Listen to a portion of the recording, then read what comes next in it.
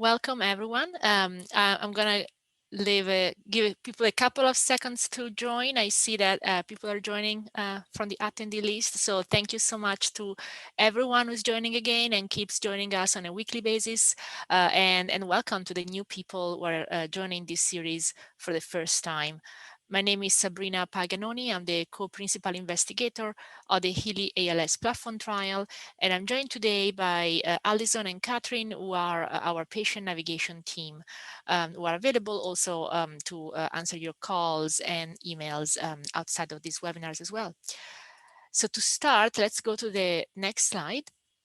And for the new people, I know many of you already know the design of the trial, but for new people who may be joining today for the first time, I would like to briefly review the overall structure of the trial. This is a perpetual adaptive trial, so it's a trial that we launched in 2020, and we will continue to keep open, testing multiple drugs for ALS and adapting the trial design so that we can get better answers and faster answers as we continue this trial. At this time, we are testing 4 regimens, regimen A, B, C, and D. The names of the drug are to the right, zilucoplan, verdiperstat, CNM, AO8, and pridopidine. Now, we do have a placebo-controlled period of the trial. That's 6 months. And in that period, participants will be randomized to either active or placebo in a 3-to-1 ratio. And that's possible because of the platform trial infrastructure, where we are leveraging a shared infrastructure that allows us to do something that would not be possible in other trials or in standalone trials. We can actually share placebo data so that we can reduce placebo to only 25%. Now, we would love to reduce that even further. And again, we hope to continue to adapt the trial and achieve that goal in the future. For now, it's 25% of people are on placebo and everyone else is on active drug. But we're testing 4 drugs, so every participant will receive only one at a time. However, as many participants are part of this trial, we can test all 4 in parallel, which is great, meaning that at the end of the trial, at the end of the first group of drugs that we test, we will have the answers for 4 drugs, not just one. And also, we are already working on adding more drugs so that there's never going to be a gap. And as soon as these 4 are tested, we can test more. So the participant experience starts at informed consent, as you can see on the arrow there to the right, to the left. Initially, to be part of a trial, there are inclusion-exclusion criteria, and when we test for them, we check them at the time of informed consent and screening. Assuming that somebody is eligible for the trial, the next step is to assign that person to a regimen. As I just explained, we have 4 regimens, A, B, C, and D. So that's 25% chances for any participant to be randomized to either A, B, C, or D. And then after that, the participant will be randomized within the regimen, active to placebo, in a 3-to-1 ratio in favor of active. So that means that for every 4 people that enter the trial, 3 will be assigned active drug and 1 will be assigned placebo. Now, this initial process, now it takes half the slide. However, it's actually a short process. By definition, it has to be less than 6 weeks. And it can be as short as just a few days, or it can be up to 6 weeks. And that's because during the screening time, we need to check certain safety labs and EKG. And because of the COVID pandemic, the central lab and EKG vendors have been experiencing some delays, especially the lab vendor. And that's why, unfortunately, at times it takes more time to get the results back. So we built this sort of buffer, 6 weeks, but it can be faster. After that, the participant was being randomized will begin the placebo-controlled period of the trial, which lasts about 6 months. And then at the end of that, for everyone who completes the trial, there will be an option to go on an open label extension. Now, open label extensions are relatively new to ALS. I would say that they've been used in some of the more modern trials, but they were not used in the past, and now certainly we're big proponents of using them because that allows participants who complete the placebo-controlled trial to be guaranteed access to the active drug for several months. And specifically here, we want to really continue this until we know the results of the drugs, so that if somebody begins the trial, they'll have the option for sure to be on active drug after the placebo-controlled period completion until essentially we know the results of the drugs, of the trial, so we know if the drugs work or not. Next slide. And I'm going to show the numbers. It was request from the patient advisory committee that we share enrollment updates on a weekly basis with the community, and we thought this was a fantastic idea because we really want people to know, when we start, where we are, and then basically we'll give you the heads up in terms of when we are close to finishing the first 4 regimens. As of right now, over 500 people with ALS have gone to the first step, which is signing informed consent. Over 400 have been assigned to a regimen and randomized within a regimen. And of those 400 that have started the placebo-controlled period of the trial, a number of them have already completed that and have already entered the last step, which is when they can receive active drug for several months, also known as the open label extension. So we have over 100 people who are currently on active drug because they have completed the previous step. So in order to test for drugs, again, we randomize participants to different drugs in parallel. We launched regimens A, B, and C at the same time. That's why their numbers are roughly equal. And then we launched regimen D 6 months later, and that's why the numbers are a little bit lower for regimen D. But again, at this time, they're all enrolling equally. And so thank you so much for really considering this trial. Thank you for participating, supporting others to participate, and also for being on the webinar and spreading accurate and reliable information about the trial, raising awareness about the trial so that we can continue to enroll. Obviously, the sooner we enroll, the sooner we will have the results for the 4 drugs that we're testing right now. Next slide. And this is just a reminder, we are enrolling at 52 sites in the US, and we selected 21 more sites. So we will be adding those over the next few months, and we post content information, location, and updates on our website, and you can see it on the slide. I also want to mention the slides are available, as is the recording of this webinar. So if you want to go on our website, you'll be able to get all the information and also all the links. Next slide. So these are, again, our links for our webinars. If you're here, obviously you know the link and you were able to register. Please share the link with everyone. And also want to remind everyone that we have recorded webinars as part of other series that are available to view on demand. So we can see we have 4 webinars about the science supporting each of the 4 regimens, and the recordings can be viewed at those links. And then if you can go to the next slide, because of all the great questions that many people who have been following us weekly have been asking. We suggested a few webinar ideas and partnered with NEALS, the ALS Association. So this is a list of the so-called drug development webinar series run by NEALS, where really every few days or few weeks, there's a dedicated webinar to cover an important topic. So some have already happened, and more are scheduled, as you can see on the slide. Next slide. Finally, a reminder that we recently gave webinars with Dr. Sukovic on the Amx035 trials, as well as the ALS clinical trial pipeline webinar, and all the recordings are available. Next slide. And now we're planning more webinars. We are going to continue to invite colleagues as guest speakers. We don't have any guest speakers today, but I'm happy to let you know that starting next week, we will resume our tour around the US. Next week, we will have Dr. Lauren Ellman, dear colleague from UPenn. She will join us and tell us a little bit more about her site and her experience. She's one of our site PIs, meaning that she's one of the people who participants in the Philadelphia area.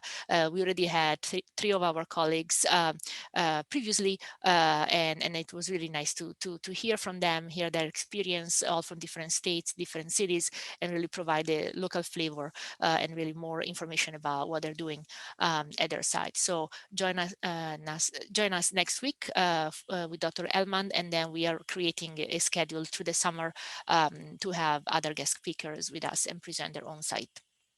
Also, we are finalizing the slides for the biostatistics webinar, which will be given later this summer.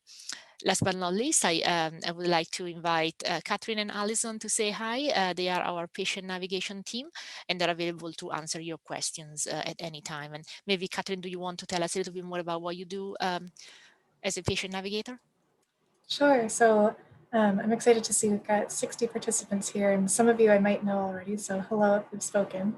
And for those who haven't reached out by phone or email, we'd love to hear from you. If you have any questions about the trial, any aspect of it, if you just want to learn more, or if you have questions about the enrollment process, if you reached out to one of our sites and you haven't heard back and you want some help connecting, I'm happy to help in that way as well. Or if you have a question that I don't have the answer to, I know some people who know some people, so we'll find the answers one way or another. Wonderful. Thank you, Catherine. And I see that there's a lot of questions already coming in. Alison, would you want to help us organize the Sure, discussion? sure. Let's go ahead and jump into those questions. Sabrina, the first question, is there any other treatments in the trial specific to familial or sporadic ALS? And if so, how would randomizing volunteers get them into the most appropriate treatment? Yeah, that's a great question. For at least this first group of regimens, the first drugs that we are testing in the platform trial, they are actually for all types of ALS. So we include both sporadic ALS, familial ALS. They're not specifically targeted to any genetic subtype. But you're correct. When there are other trials that focus on genetic subtypes, then obviously you would need to be appropriate for that particular drug and particular mechanism. But that's not, again, that's not part of the current design because all drugs are applicable to all cases. Perfect. Okay, next question. Has any cohort or regimen finished the 6-month trial period, and are there any results to share?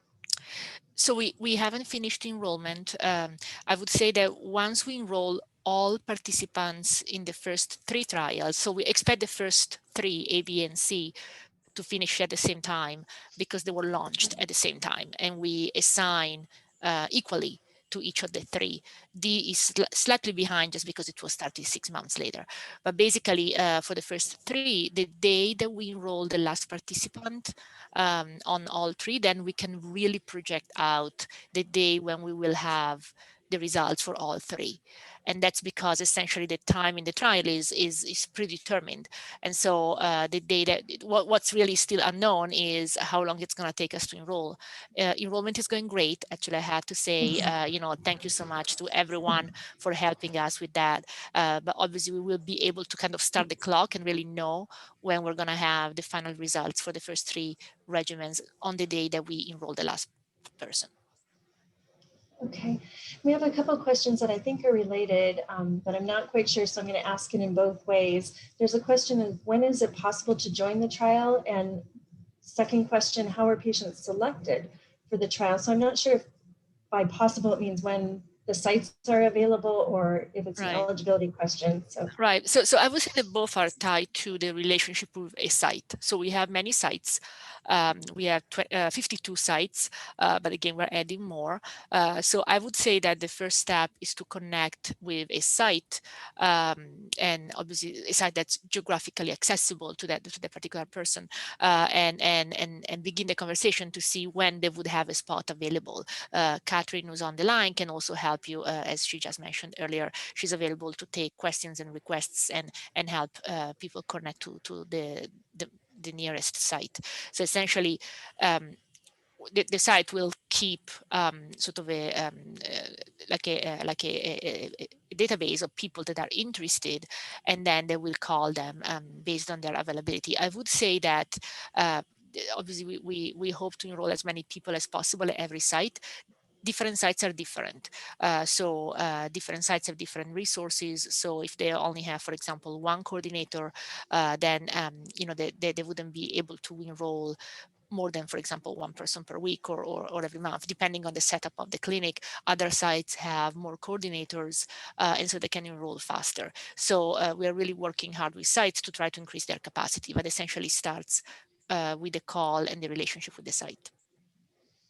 Perfect. Regarding the relationship with the sites, we have one attendee who's living in Iran and wants to know how it is possible for them to participate in the trial. Yeah, so no, thank you for your interest, and thank you for connecting from Iran. We don't restrict participation by national origin. However, people need to be accessible to the trial, meaning they can go to the trial site. So you would have to call a site, and maybe again Catherine can help you with that. But essentially, in order to participate in the trial, the international patients will have to either be able to travel to the US very, very frequently or move to the US for a period of time. So that's, again, we don't restrict that, but there are obvious barriers, especially in the pandemic.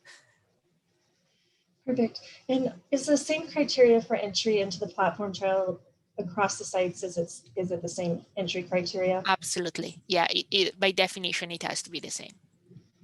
Perfect. And can you explain, Dr. Paganoni, how this trial is considered in terms of phases?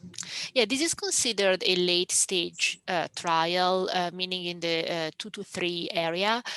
So what really matters is not just the number, it's the way it's designed and the way the results are analyzed.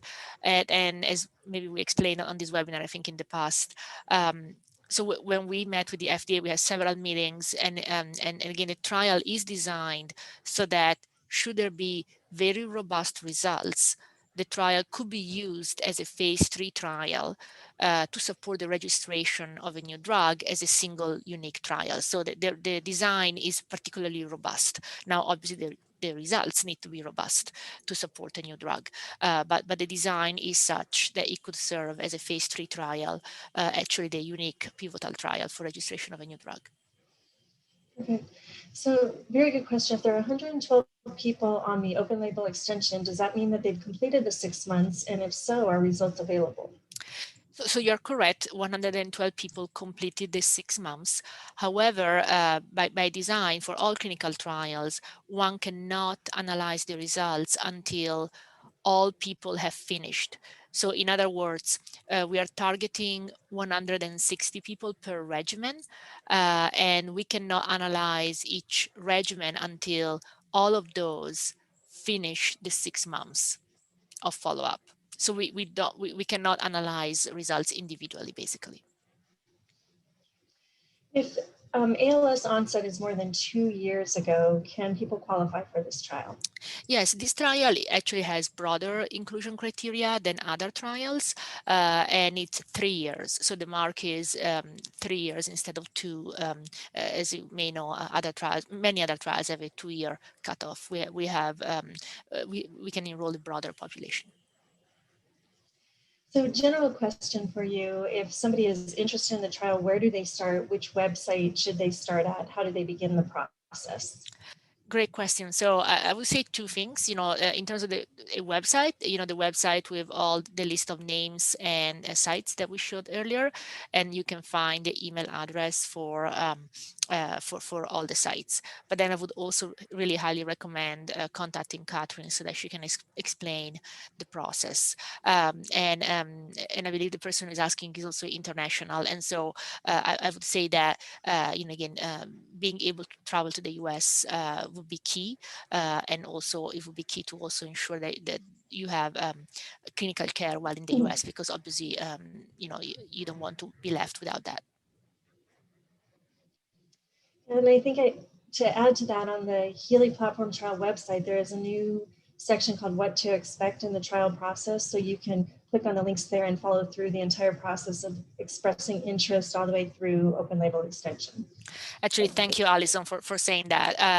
Let me put a plug for the new materials that you kind of have developed, you and Catherine, and I think they're really detailed. So I think they explain that better than I can on the webinar. If you go on our website, there's a sort of a step-by-step Q&A section where there's a lot of helpful information. Okay, next question. You mentioned other sites are being added, and somebody has been told by Stony Brook University Hospital in New York that they've been approved. Is that true? And what is the delay in starting up? Yeah, so I wouldn't say that there's a delay. So a number of sites have been approved to participate, and as in any trial, what happens next is that there needs to be contracting and all the training. Somebody asked, is the trial done the same at every site? Yeah, absolutely. So there's training, harmonization of all procedures for all new sites. So that's what we're working on. We're targeting on adding 5 to 10 sites at the beginning of the summer, and then the rest towards the end of the year, of those extra 21. Perfect. So there have been people who have been told that in trials with TEDCA, positive results have been shown. How different were the results in comparison to the combination of the ingredients individually?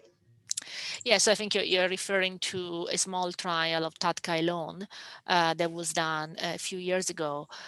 So that was a small trial, again, a promising trial. I think it's great that it was positive.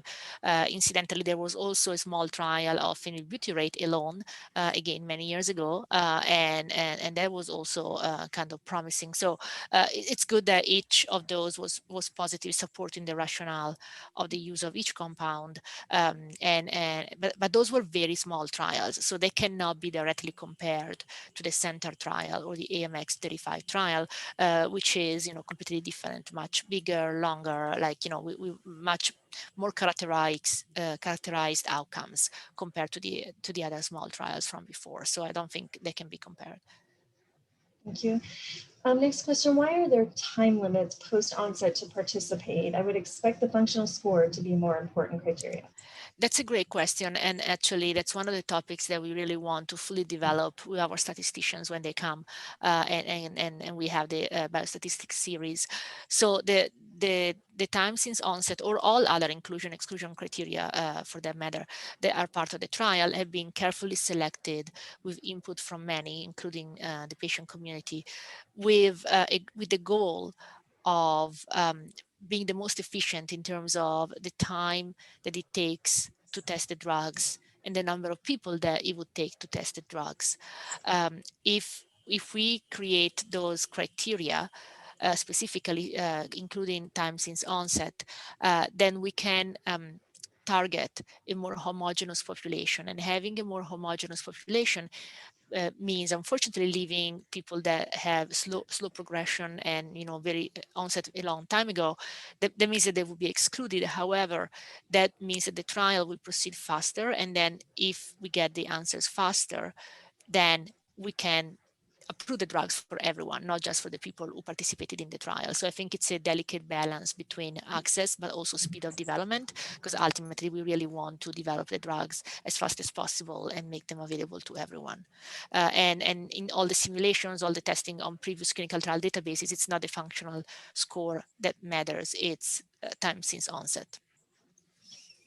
I want to also quickly, there's a couple of comments acknowledging Dr. Sukovich. She was recognized at Fenway Park in Boston as a medical hero. So thank you all for bringing that up, and we'll share that with her since she isn't with us here today. Do you know the status of the University of Cincinnati joining as a HEALEY site?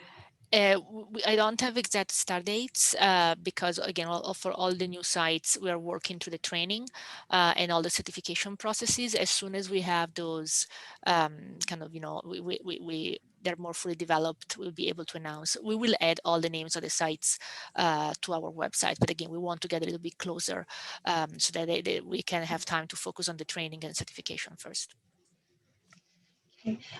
Is it possible to list the sites of expanded access in the chat for people to know where? So I can tell you where the expanded access. So to clarify, expanded access is something that I haven't spoken about yet today.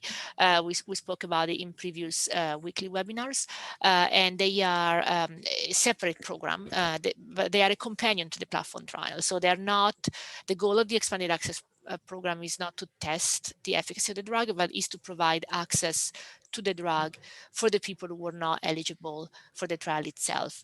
The expanded access will include many drugs. The closest to starting is the Biohaven one, and that will be at MGH, Duke, and Northwestern, and that was funded in part by a grant from ALS. And the other ones are still working on finalizing the sites. So as soon as we get there, we'll let you know. Do you have any update on the fundraising that came in from the first Lou Gehrig Day? Great question. To be honest, I haven't had a chance to talk with Dr. Sukovich about that. I know, again, as somebody else noted, there were baseball activities recently, essentially last week and this week, and so I don't know the results of that, but I'm sure we'll hear about it soon. Okay. Last question that we have about the trial specifically is there any support, financial and otherwise, regarding covering expenses of people participating? That's a great question. So at this time, this trial is mostly funded by philanthropy. In the future, we're going to have more industry support. But basically what we are doing, which is aligned with many other trials, I would say most trials, is that there is a participant reimbursement, but that's really only to cover things like parking or a meal voucher. And that depends a little bit on the site, again, depending on the cost of parking at a particular site, etc., or the logistics. They can give a small reimbursement, but there isn't an actual stipend or significant support for travel at this time. But we have, foundations that locally support that. So for example, I know in Massachusetts, there's a foundation that helps with transportation, for example, to and from the sites. So I know that other foundations in different cities do the same. Perfect. We did have one last question that came in about the trial that says somebody is participating in regimen D, and once they've completed it, is there another regimen that they would be able to participate in? Somebody can actually go back and restart from the beginning. The flow that I mentioned at the beginning of the meeting is available. So people don't have to go into the open label extension, but they can choose to go back and restart from the beginning, or be in the open label extension for a little bit and then switch and go back to the beginning. However, they will still need to go through the same process almost from scratch, essentially. And so they still need to be eligible. So I think, there's essentially for the open label extension, they're guaranteed that, but for trying a different drug, one still needs to qualify. So the same eligibility criteria will apply. Yeah. And last question, I know we're running up to the hour. Are the results of Amx035 less than you had hoped for? No, I wouldn't say that. I mean, I would say that there were great results. And so as you know, unfortunately, there's no path for immediate approval. However, a phase 3 trial is starting soon, which will help clarify this further. Perfect. And very last question, if we need to move that to the next one, do you have any comments on the documented ALS reversals by Duke University? I mean, I think it's a great thing that Dr. Bedlack is documenting and following all of these. I don't know how applicable that would be to the general population, but it's important to look into this.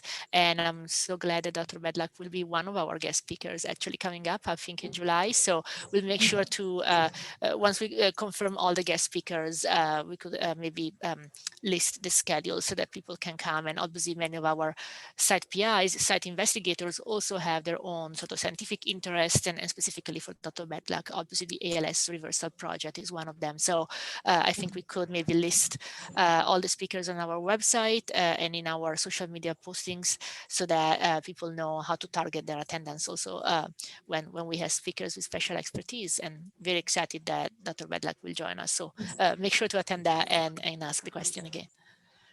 Thank you, Sabrina. That's the end of the questions for today. Thank you so much. And we'll see you again next week with Dr. Elman. Thank you. Bye-bye.